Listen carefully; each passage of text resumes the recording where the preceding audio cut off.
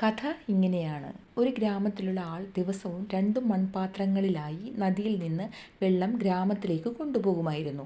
വെള്ളം കൊണ്ടുപോകുന്ന മൺപാത്രത്തിൽ ഒന്ന് നല്ലതും മറ്റേ മൺപാത്രം പൊട്ടിയതുമായിരുന്നു. നല്ല മൺപാത്രത്തിലെ വെള്ളം മുഴുവൻ ഗ്രാമത്തിലെത്തിക്കാൻ അയാൾക്ക് സാധിച്ചിരുന്നു.